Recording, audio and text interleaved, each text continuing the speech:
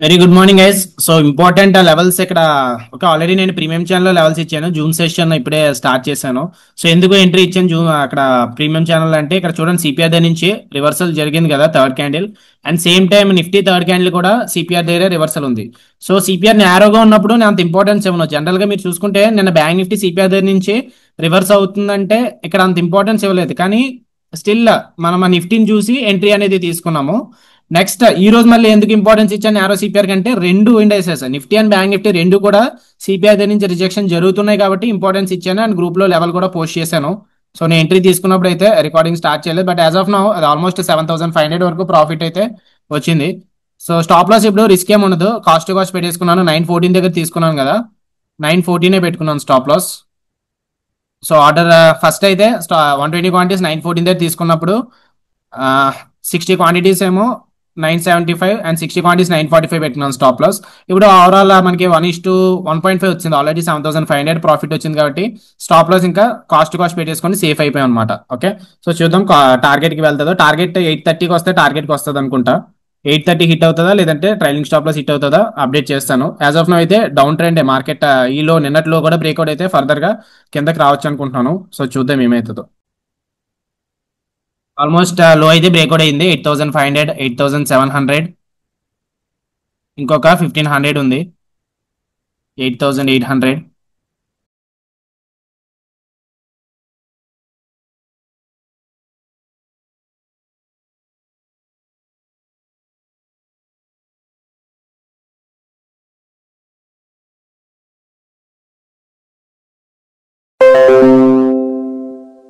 Okay guys, 10,000 profit అయితే వచ్చింది. 8:30కి వచ్చింది కదా, సో క్లోజ్ చేసేద్దాము. 10,102 ఇస్ టుడేస్ ప్రాఫిట్.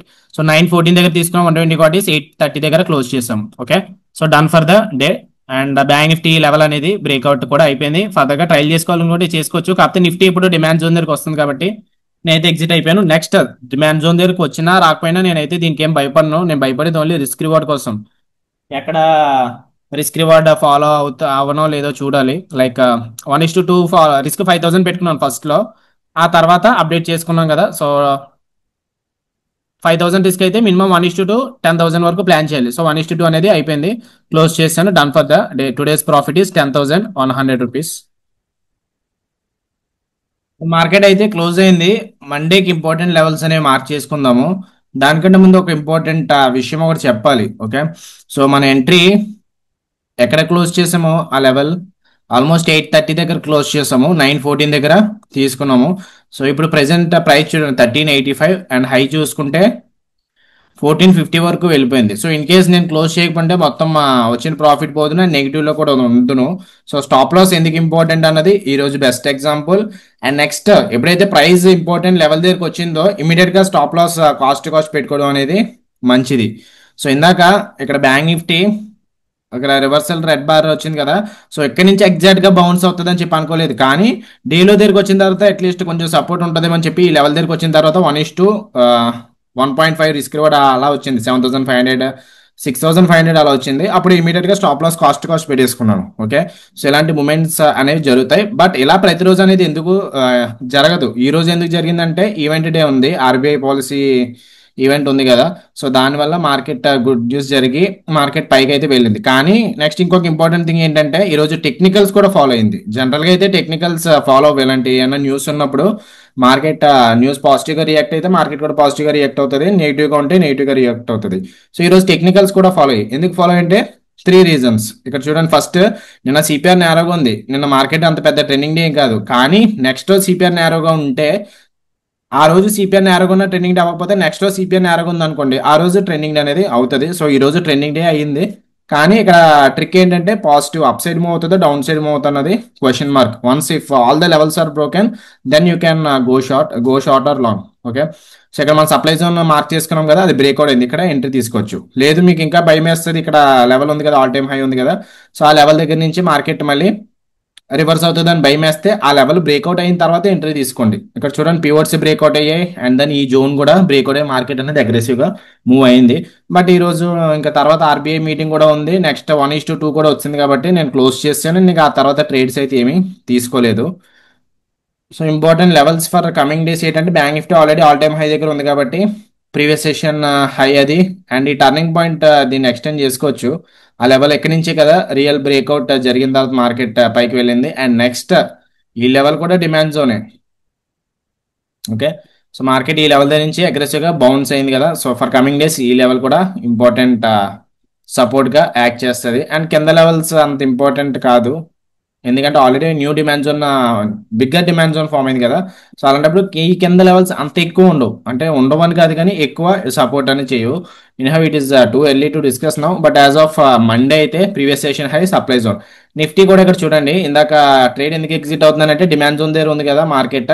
నిఫ్టీ కూడా రివర్స్ అవుతుంది, బ్యాంక్ నిఫ్టీ కూడా డిమాండ్ జోన్ దగ్గర ఉంది కదా, క్లోజ్ చేద్దామని చెప్పి అన్నాను. సో నిఫ్టీ కూడా almost to the demand zone దగ్గరగా వచ్చింది, టచ్ అవ్వలేదు కానీ almost to the demand zone. And Nifty కూడా ఈ సప్లై జోన్ ఇంపార్టెంట్ అని చెప్పాను కదా, సప్లై జోన్ బ్రేక్అవుట్ అవగానే మార్కెట్ పైకి మూవ్ అయింది. ఓకే, సో ఎవరన్నా ఇలాంటి డేస్ ని క్యాచ్ చేయగలరా అంటే ఒక ట్రిక్ చెప్తాను నేను. So that is nothing but 20 EMA, చాలా మందికి తెలిసి ఉంటుంది. ఇన్ కేస్ ఇక్కడ ఎవరైనా లాంగ్ ఎంట్రీ ప్లాన్ చేశారనుకోండి, ఇక్కడ 1:2 వచ్చిన తర్వాత, ఆర్ఎల్స్ ఇక్కడ సప్లై జోన్ బ్రేక్అవుట్ అయిన తర్వాత ఎవరైనా లాంగ్ ఎంట్రీ వెళ్తే ఎక్కడ ఎగ్జిట్ అవ్వచ్చు అంటే ఇలాంటి డేస్, నేరో సిపిఆర్ డేస్, ప్రతిరోజు చెప్పట్లేదు నేను, narrow CPR days, event days, లేదంటే some other important budget days ఇలాంటివి ఉంటాయి కదా. మార్కెట్ ర్యాలీ అవుతున్నప్పుడు 20 EMA అని ఫాలో అవడమే. ఏదైనా క్యాండిల్ 20 EMA కింద క్లోజ్ అయితే అప్పుడు మా ఎగ్జిట్ అవ్వచ్చు. సో ఈరోజు ఈ క్యాండిల్ ఆల్మోస్ట్ క్లోజ్ అయింది, సో ఇక్కడ ఎగ్జిట్ అవ్వచ్చు, ఇక్కడ ఎంట్రీ ఎవరైనా తీసుకుంటే. సో ఈ బిగ్ ర్యాలీని ఎవరైనా క్యాచ్ చేయగలమా అసలు అని చెప్పి ఎవరన్నా అనుకుంటారు కదా ఈ వీడియో చూస్తున్న వాళ్ళు, ఇలాంటి బిగ్ ర్యాలీ కూడా మనం క్యాచ్ చేయొచ్చు, గుర్తుపెట్టుకోండి. ఓకే, సో నిఫ్టీకి ఇంపార్టెంట్ లెవెల్ ఏంటి, సప్లై జోన్ బ్రేక్అవుట్ అయిపోయింది కాబట్టి ఈ లెవెల్ ఇంకా ఇంపార్టెంట్ ఏం కాదు. ప్రీవియస్ సెషన్ హై ఇక్కడ ఉంది, ప్రీవియస్ సెషన్ లో ఇక్కడ ఉంది. ఓకే, సో బ్యాంక్ గురించి పాజిటివ్గా జరిగింది కాబట్టి నాకు తెలిసి బ్యాంక్ స్టాక్ ఎక్కువ, ఐ మీన్ ఇండెక్స్ ఎక్కువ మూమెంటం అయ్యింది. సో రెపో రేట్ గురించి ఉంది కదా, ఆల్మోస్ట్ 1100 పాయింట్స్ అనేది అప్ మూమెంట్ జరిగింది. ఓకే, ఫండమెంటల్లీ అది.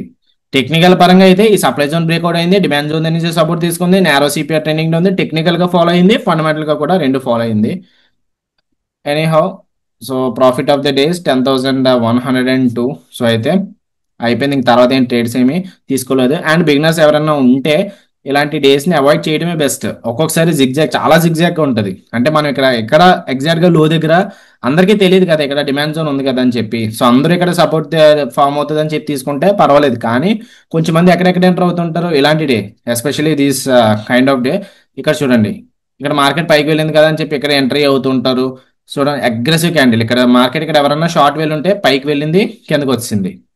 మళ్ళీ ఇక్కడ ఎవరన్నా పైకి వెళ్తుంది కదా అని చెప్పి ఇక్కడ ఎవరన్నా కొని ఉంటే మళ్ళీ అంతే, నెక్స్ట్ 2 బార్స్ అని మళ్ళీ big big red bars, stop loss ఈ టైప్ ఉంటుంది. మళ్ళీ కిందకు వస్తుంది కదా అని చెప్పి మళ్ళీ ఇక్కడ ఎవరన్నా షార్ట్ వెళ్ళుంటే మళ్ళీ big big green bars. So ఇలాంటి డేస్ ని ట్రాప్ చేస్తే కాబట్టి బిగినర్స్ చాలా జాగ్రత్తగా ఉండాలి, క్యాపిటల్ అనేది లూజ్ అవుతారు. So okay, hope this video is helpful for you. So నచ్చితే వీడియో కింద లైక్ బటన్ ఉంటుంది, హిట్ చేయండి. నాకు ఏమైనా డౌట్స్ ఉంటే మీకు వీడియోస్లో నాకు వాట్సాప్లో పింక్ చేయొచ్చు. WhatsApp number 7815884301. అండ్ ఇంట్రెస్ట్ ఉంటే యాజ్ యూజువల్ చెప్పాను కదా, డే ట్రేడింగ్ గురించి ఇంకా నేర్చుకోవాలి నేను, నిఫ్టీ బ్యాంక్ నిఫ్టీ గురించి అంటే డే ట్రేడింగ్ కోర్స్ అనేది జాయిన్ అవ్వచ్చు, 1 month యాక్సెస్ ఉంటుంది. లేదు నేను తక్కువ క్యాపిటల్ ఉంది నా దగ్గర 5,000 10,000లో ఏమైనా ఛాన్సెస్ ఉంటుందంటే అప్పుడు మీరు ఫారెక్స్ కోర్స్ అనేది నేర్చుకోవచ్చు. ప్రాబ్లమ్స్లో ఎలాగా పాస్ అవ్వాలి ఏంటనేది గోల్డ్ కోర్స్ ఉంటుంది. సో మనకి ఒక 3,000 క్యాపిటల్ ఉన్నా సరే దాంట్లో సరిపోతుంది. ఫండెడ్ అకౌంట్ ఎలా పాస్ అవ్వాలి ఏంటన్నది కూడా మనం అందులో క్లియర్గా ఎక్స్ప్లెనేషన్ అనేది చేసాము. సో ఓకే గైస్, అయితే hit the like button so that I will try to continue posting the videos every day.